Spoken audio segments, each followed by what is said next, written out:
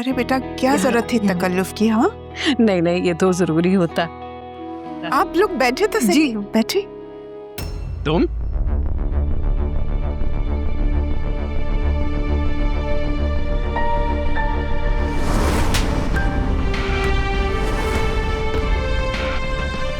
तुम्हारी जरूरत कैसे हुई मेरे घर में आने की?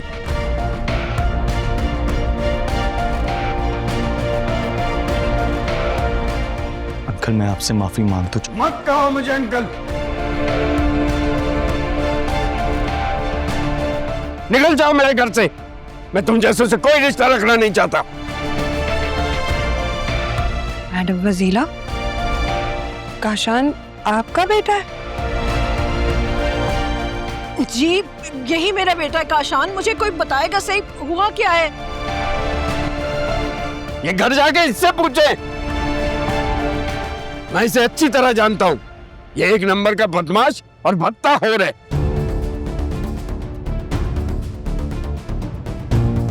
एक मिनट से पहले पहले इसे लेकर मेरे घर से निकल जाइए, वरना मैं दोनों को धक्के देके बाहर निकाल दूंगा। भाई साहब, बात तो सुने हमारी। कोई बात नहीं सुननी मुझे आपकी। मैं इसे इसके काले करतूतों समेत कई बार देख चुका हूं। ये सफेद टोपी पहनकर नमाजें पढ़ कर मस्जिद का चंदा तो लूट सकता है, आपको धोखा तो दे सकता है, लेकिन मुझे धोखा नहीं दे सकता। अंकल, मैं वो सारे काम छोड़ चुका हूँ, प्लीज मुझे माफ कर दें। बकवास बंद करो, झूठे जलील आदमी। तुमने कल ही खावर साहब से भत्ता लिया है। इज्जत बचाने के लिए भत्ता तो दिया जा सकता है, लेकिन बेटी का रिश्ता नहीं दिया जाता। तब आओ तुम यहां से, और मोहतरमा आप भी यहां से जाएं। कोई इज्जतदार आदमी बेटी का रिश्ता तो क्या, 2 मिनट के लिए आपको घर में बैठने की इजाजत नहीं दे सकता। आइंदा भूल कर भी मेरे घर में कदम मत रखिएगा। भाई साहब, मैं आपके आगे हाथ जोड़ती हूँ। मेरे बेटे को गुनाहों की दलदल से निकाल लें। इसने वादा किया है मेरे साथ कि ये सब पूरे काम छोड़ देगा अगर आप इसकी शादी हादिया। बस, मेरी बेटी का नाम मत लेना। काशान और हादिया एक दूसरे से मोहब्बत करते हैं। मैं कहता हूं निकलो यहां से, उठाओ से, और आप भी जाएं।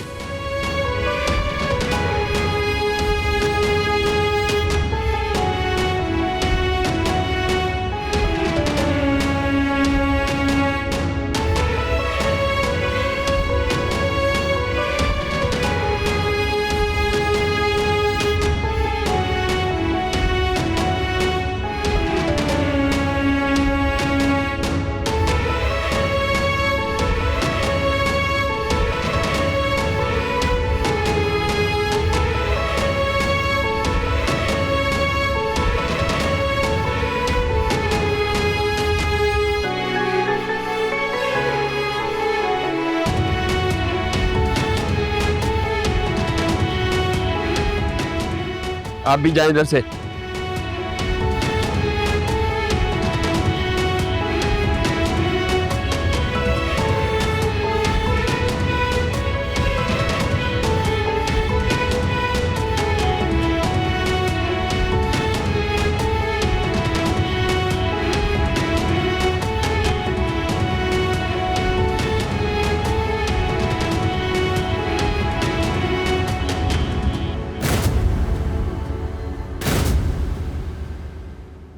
आज मैं और काशान हमेशा के लिए एक हो जाएंगे।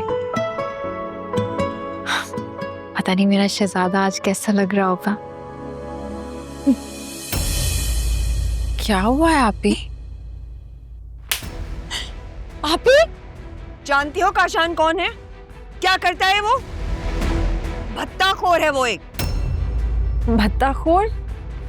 ये आप क्या कह रही हैं आपी? यही नहीं, और भी बहुत सी खूबियां हैं उस लड़के में। मुझे यकीन नहीं आ रहा, तुमसे मुझे ये उम्मीद नहीं थी। काशान, ऐसा नहीं है। अगर आप लोगों को उसके साथ रिश्ता नहीं करना तो मत करें। कम से कम उसके ऊपर इल्जाम तो मत लगाएं। इल्जाम? अपने घर वालों पर शक कर रही हो उस लड़की के लिए? जानती हो, काशान ही वो लड़का है जिसने बाबा का गिरबान पकड़ा था, उससे बदतमीजी की थी। मेरे हाथों उसी ने थप्पड़ खाया था। क्या? हाँ, मैंने काशान को ही थप्पड़ मारा था। और अपनी माँ बेटा तस्लीम भी कर गए हैं ये बात। कहते हैं कि तौबा कर ली।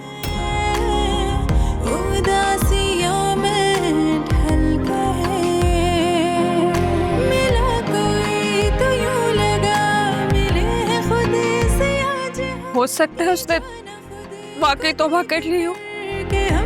बेवकूफ लड़की, उसने तौबा की होगी। कल ही बाबा के दोस्त से भत्ता लेकर गया है वो। मेरी बात सुन लो, समझो। अगर आइंदा इस घर में तुमने उसका नाम दोबारा लिया ना तो बाबा तुम्हें जिंदा नहीं छोड़ेंगे, समझी?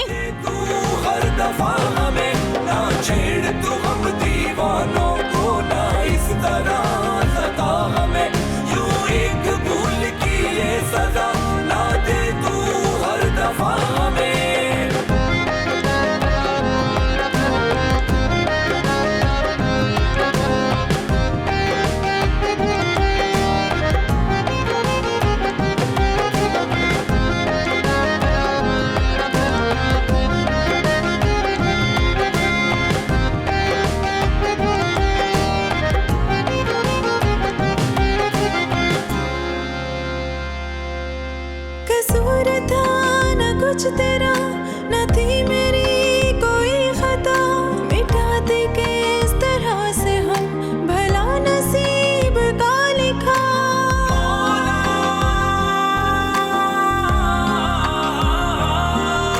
कसूर था न कुछ तेरा, न थी मेरी कोई खता, मिटा दे के इस तरह से हम भला नसीब का लिखा। झुकाया सर है वक्त के ही फैसलों को मान कर, लुटा दी अपनी हर खुशी ये अपनों के ही नाम पर।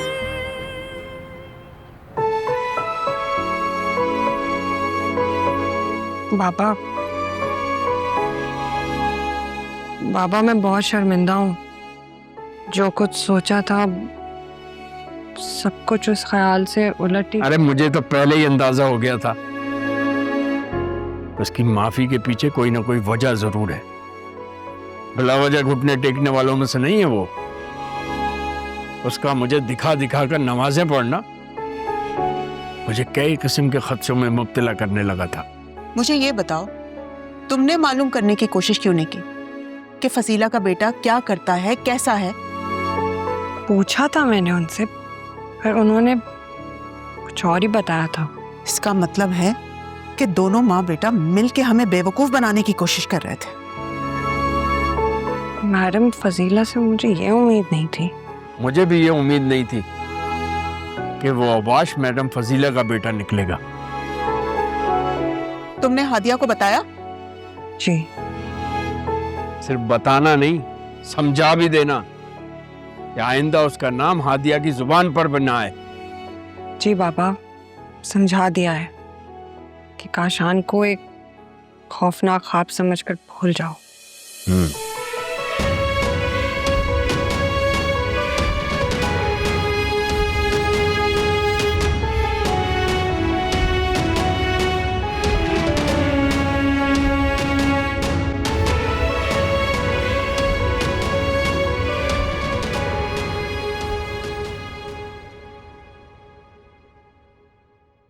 मेरे साथ जो भी हुआ ना, बिल्कुल ठीक हो।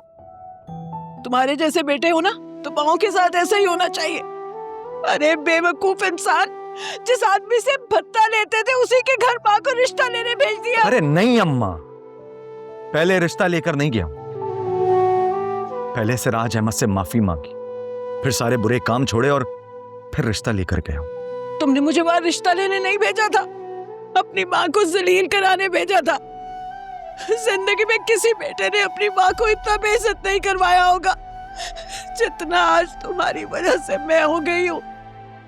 काश काश मेरी कोई औलाद ही ना होती, ना तुम होते और ना आज मेरी इतनी बेइज्जती होती तुम्हारी वजह से। अल्लाह तुम जैसी औलाद किसी को ना देगा, चांद किसी को ना दे। अम्मा हौसला रखो, हौसला रखो। हादिया ही आपकी घर की बहू बनी। खबरदार, खबरदार उस शरीफ आदमी की नेक बेटी का नाम अब तुम्हारी जुबान पे आया तो। अम्मा वो इज्जतदार इंसान जिसने आपको घर से धक्के देकर बाहर निकाला है ना, एक दिन अपनी इज्जतदार बेटी का रिश्ता लेकर आपके पास आएगा और आपके साथ हाथ जोड़कर कहेगा कि खुदा के वास्ते मेरी बेटी का रिश्ता कबूल कर लें। फिर आपकी मर्जी होगी कि रिश्ता लेना है तो लो, वरना उस इज्जतदार इंसान और उसकी इज्जतदार बेटी को अपने ही घर से धक्के दे के बाहर निकाल दे।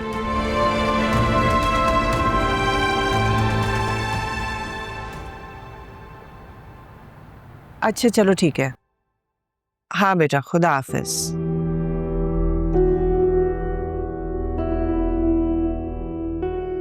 अरे मामा क्या हो गया? शाम हो गई है, जाना नहीं था हमने।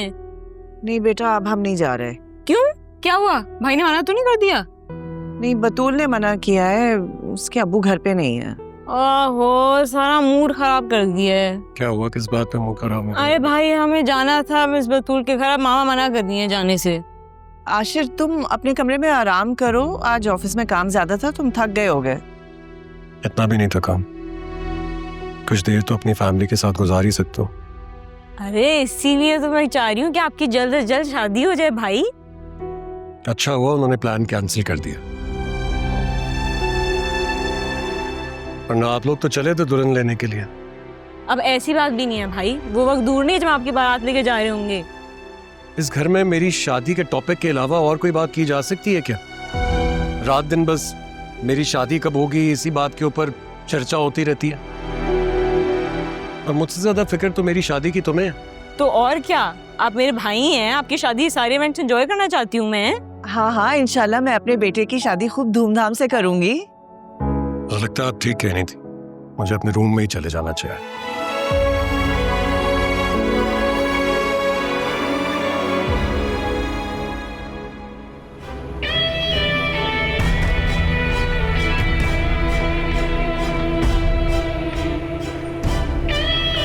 छोड़ चुका हूं, प्लीज मुझे माफ कर दे। इज्जत बचाने के लिए भत्ता तो दिया जा सकता है, लेकिन बेटी का रिश्ता नहीं दिया जाता। कोई इज्जतदार आदमी बेटी का रिश्ता तो क्या 2 मिनट के लिए आपको घर में बैठने की इजाजत नहीं दे सकता। आइंदा भूल कर भी मेरे घर में कदम मत रखिएगा।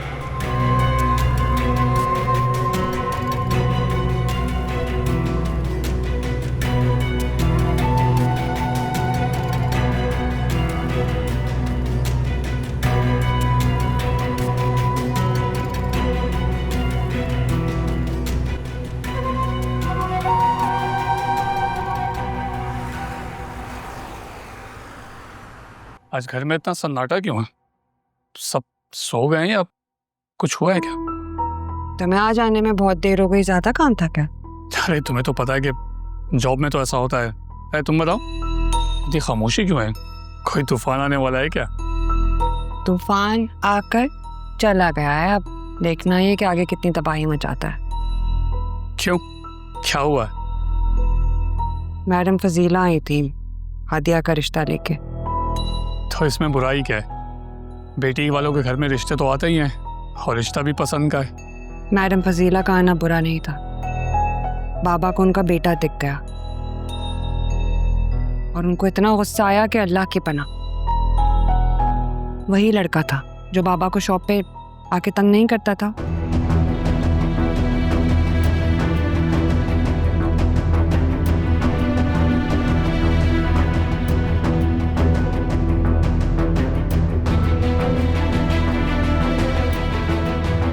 ये तो बहुत बुरा हुआ। हाँ, काफी बुरा हुआ।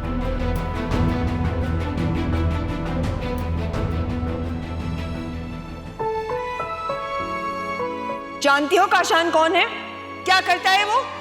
भत्ताखोर है वो एक। काशान ही वो लड़का है जिसने बाबा का गिरबान पकड़ा था।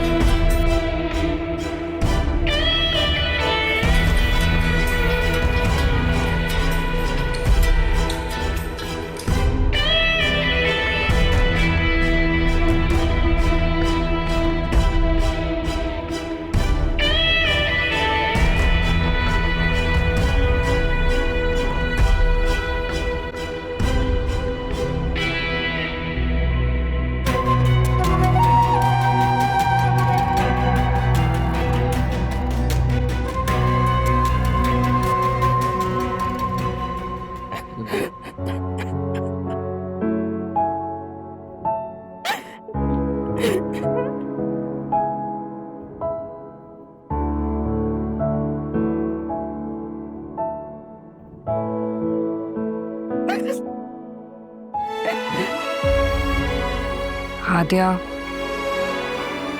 एक ही दफा दिल खोल कर रो लो। यूं सिसक सिसक के रोना तुम्हें मार डालेगा। मोहब्बत के मातम पे बैन नहीं करते, उम्र भर सिसक सिसक के रोते हैं।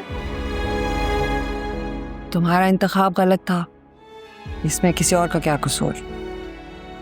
काशान ऐसा नहीं है। अगर दिल बहलाने को खुद को ये बताना चाहती हो तो बहला लो, वरना काशान और उसकी माँ ये बात तस्लीम करके गए कि काशान वो तमाम बुरे काम करता है। प्लीज आप ही कह दे कि ये सब झूठ है। हादिया, मेरे कहने से हकीकत नहीं बदल जाएगी। बेहतर यही है कि तुम उसे भूल जाओ। कैसे भूल जाऊं आप भी उसे? मैं मोहब्बत करती हूँ उससे। मोहब्बत इस कदर अंधी भी नहीं होनी चाहिए कि जानते बूझते अपनी ही जिंदगी बर्बाद कर ली जाए। अगर आपको साहिल भाई के बारे में ये पता चले कि वो ऐसे है, फिर आप क्या करेंगी? काशान जैसा। मुझे अगर ये मालूम हो जाए कि साहिल जहाँ जॉब करते हैं वहाँ उन्होंने कोई मामूली सी भी करप्शन की है, छोड़ दूंगी उसे। काशान बहुत बड़े बड़े जुर्म करता है, तुम्हें शायद पता ही नहीं मोहब्बत कहते किसे हैं और किससे की जाती है। मोहब्बत तो अल्लाह ताला का एक खूबसूरत तोहफा है जो सिर्फ मासूम दिलों पर इल्हाम की सूरत में उतारी जाती है। इंसान या तो सिर्फ मोहब्बत कर सकता है या जुर्म, दोनों काम एक साथ नहीं किए जा सकते। हादिया, गलत फहमी से ज्यादा खतरनाक ना खुश फहमी होती है। दोनों से बचो, वरना अपनी जिंदगी और बाबा की इज्जत दोनों ही बर्बाद कर दोगी तुम। मैं अपनी जिंदगी तो बर्बाद कर चुकी, कोशिश करूंगी कि बाबा की इज्जत बचा दूं।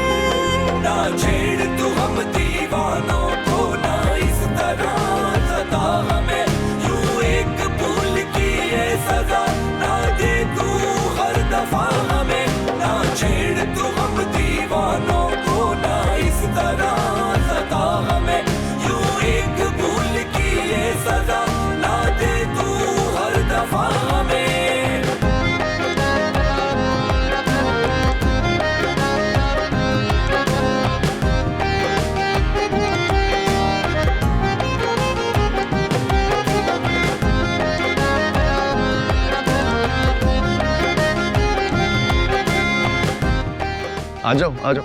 अम्मा अम्मा अम्मा, संभाले अपने बहू को। आप खामा परेशान हो रही थी, मैंने आपसे कहा था ना मैं इसे लेकर आ जाऊंगा। आ गई आपकी बहू आपके घर में। काशान, ये तुमने क्या किया है? एक शरीफ लड़की को घर से भगा के ले आए हो। जा वापस छोड़ के आओ इसे। नहीं, मैं वापस नहीं जाऊंगी।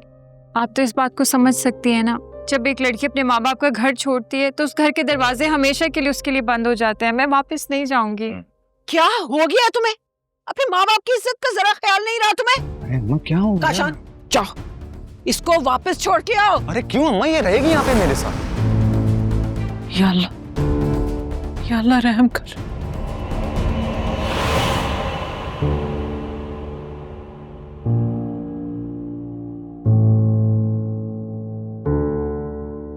साहिल, कुछ तो खाओ। हाँ,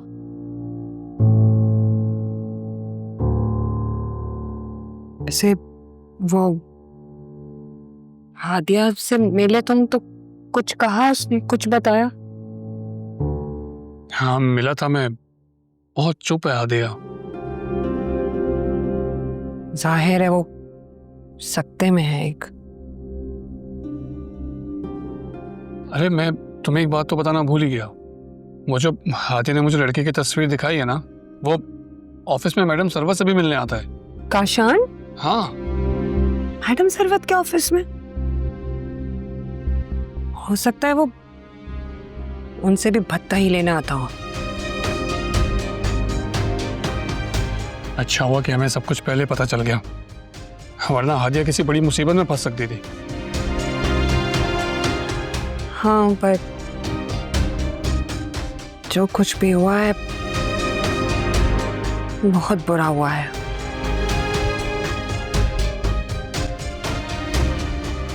तुम तो खाओ प्लीज।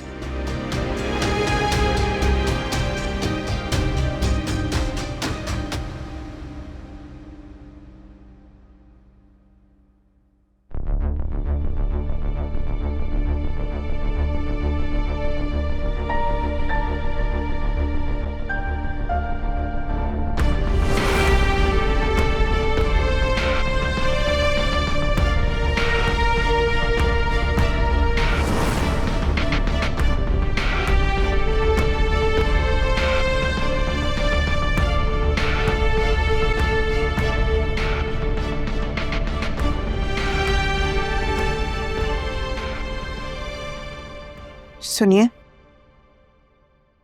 रात से आपने कुछ नहीं खाया, नाश्ता तो कर लीजिए। मेरी तो भूख ही उड़ गई है अस्मा बेगम। क्यों? काशान से डर गए हैं या फिर अपनी बेटी पे एतबार नहीं है आपको? बेटी पर तो एतबार है, क्योंकि हमेशा हलाल खिलाया है, लेकिन वो खबीस किसी भी वक्त मेरी इज्जत उछाल सकता है। मेरी बेटी हादिया जितनी मासूम है, वो उतना ही शातिर।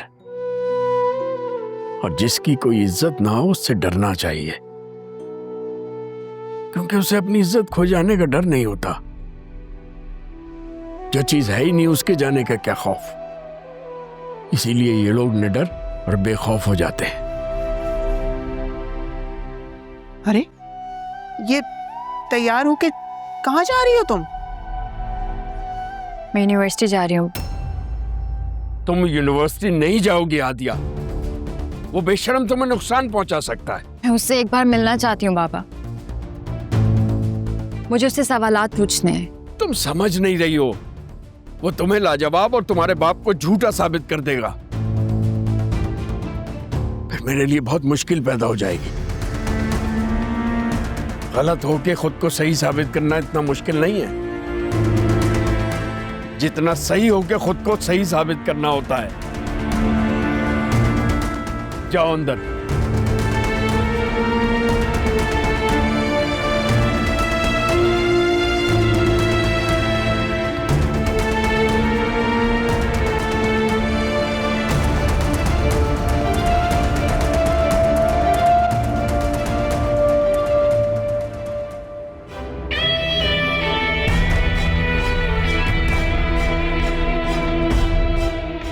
इज्जत बचाने के लिए भत्ता तो दिया जा सकता है, लेकिन बेटी का रिश्ता नहीं दिया जाता।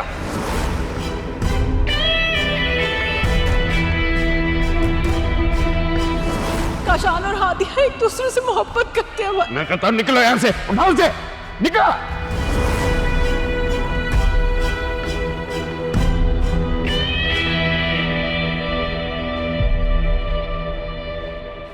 रिश्ता तो आपको देना पड़ेगा सिराज अहमद, जरूर देना पड़ेगा।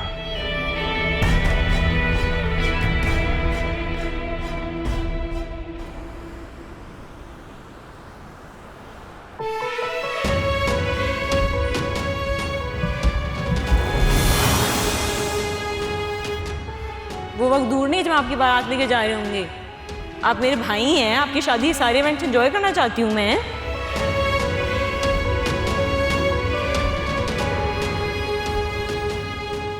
क्या हुआ, स्कूल नहीं गई आप?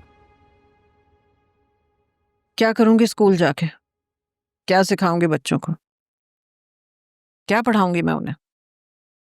मैं अपने बेटे को तो इंसान बना नहीं सकी, दूसरों के बच्चों की क्या तरबियत करूंगी?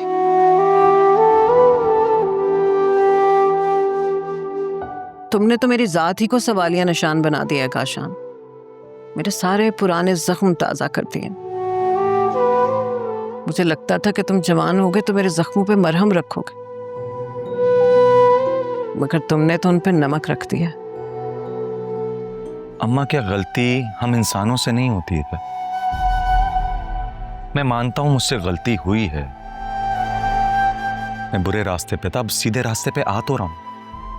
और आप ना ये हादिया के अब्बू की बात का बुरा मत मनाएं। वैसे भी लड़कियों के बाप बहुत ज्यादा जज्बाती होते हैं, बहुत कुछ कह जाते हैं। आप भूल जाएं ये सारी बातें, ये सब कुछ ठीक हो जाएगा, मैं आपसे कह रहा हूं।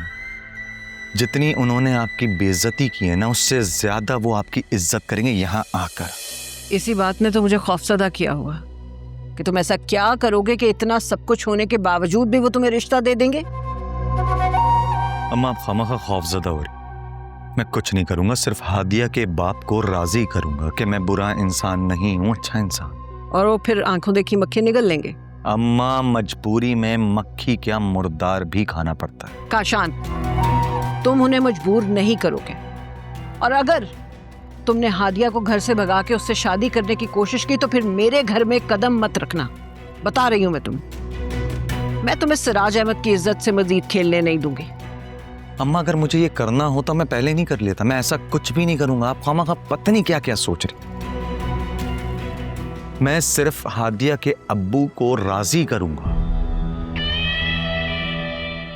चाहे उसके लिए मुझे कुछ भी करना पड़े।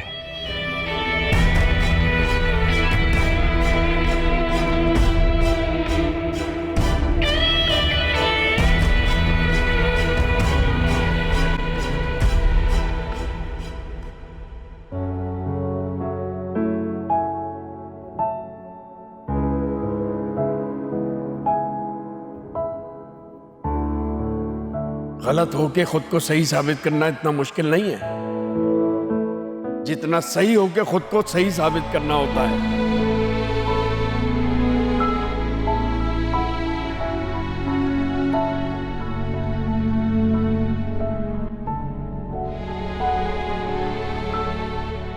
कुछ ना कुछ जरूर है, मुझे काशान से मिलना होगा। सारा सर मुझे गलत नहीं लगता।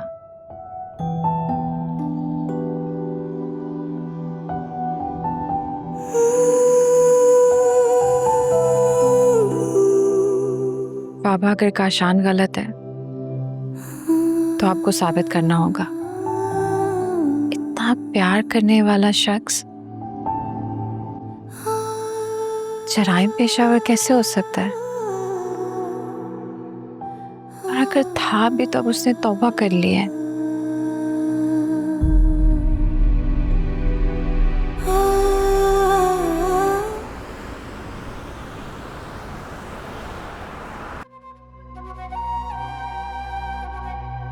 अस्सलाम वालेकुम। मैडम, सर्विस से अपॉइंटमेंट है काशान। जी, एक मिनट।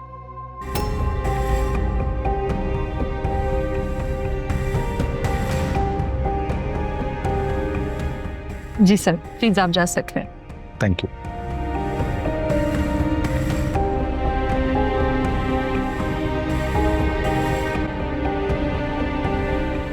एक्सक्यूज मी, आप कौन है? किससे मिलने के लिए आए? मैडम, सर्विस से मिलने आया। नहीं, वो तो इस वक्त नहीं मिल सकती हैं, मीटिंग में है। आप मुझे बता दीजिए, मैं उनका बेटा हूँ। अच्छा जी, तो आप हैं आशिर साहब? जी जी, मैं ही हूँ। आप बताइए, आपको काम क्या? काम मुझे मैडम सर्विस से है। आपसे मिलकर खुशी हुई। Excuse me.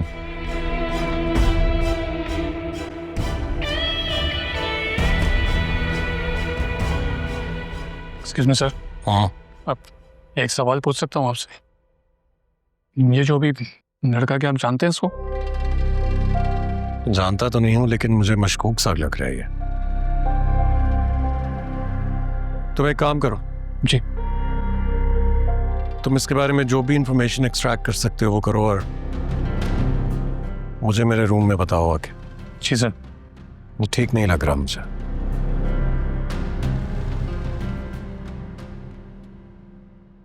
हाँ साहिल, क्या बात करनी थी तुमने? मैडम ये जो लड़का भी आपके रूम से गया, क्या आप जानती हैं कौन है? तुम क्यों पूछ रहे हो? मैडम मैं आपकी भलाई के लिए बताना चाहता हूँ कि इसका नाम काशान है। मुझे क्यों बता रहे हो? मैं जानती हूँ उसका नाम काशान है। तो मैडम क्या आप ये भी जानती हैं कि वो काशान एक भत्ताखोर है और ये एक खतरनाक गैंग का वर्कर भी है? तुम ये सब कैसे जानते हो? मुझे मामू सिराज ने सब कुछ बताया था। ये अक्सर उनके पास भत्ता लेने के लिए आता रहा है और मुझे लगता है ये यहाँ भी इसीलिए आता है।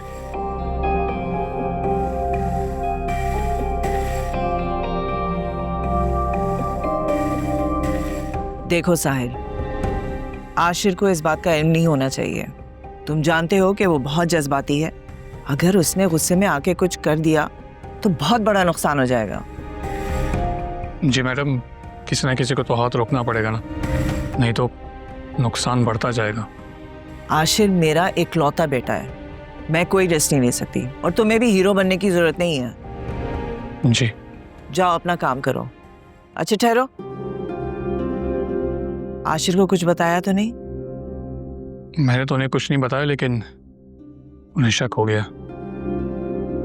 वो कैसे? उन्होंने काशान से रोककर पूछा था उसके बारे में और मुझे कहा था कि मेरे रूम में आकर इस लड़के के बारे में बताओ मुझे।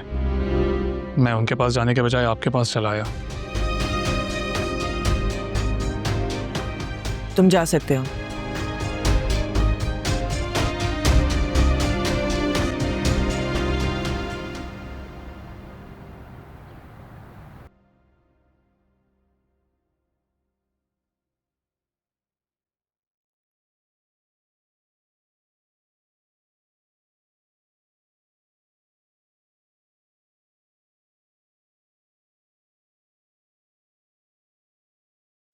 मिस बतूल,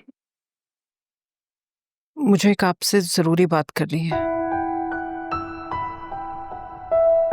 सॉरी मैडम फजीला, मैं आपसे भी कोई बात नहीं करना चाहती।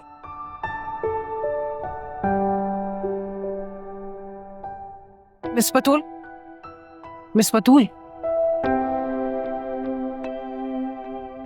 नाराज तो मुझे होना चाहिए। इतनी बेइज्जती की आपके वालिद ने मेरी और आप खफा हो दी।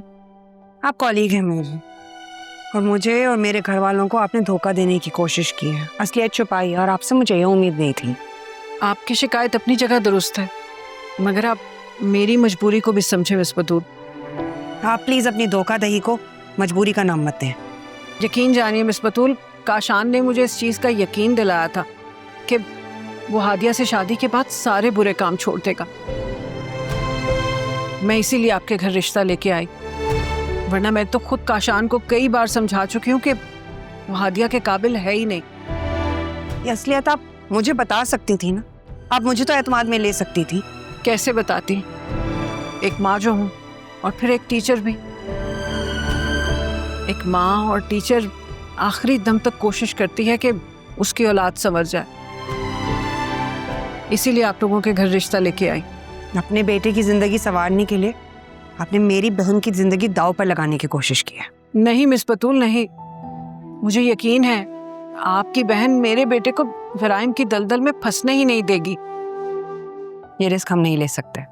तो ठीक है, फिर मेरी दो में से एक बात मान लें। या तो अपने वालिदैन को इस रिश्ते के लिए राजी करें। काशान की गारंटी मैं आपको देती हूँ, वो बुरे काम छोड़ देगा। ये मुमकिन नहीं है। दूसरी बात, तो फिर हादिया को काशान से दूर रहने को कहे। उसे कहें कि वो काशान की किसी भी बात में ना आए। औरत की एक भूल कई जिंदगियां तबाह कर देती है। मुझे ये डर है कि काशान और हादिया घर से भाग के शादी कर लेंगे।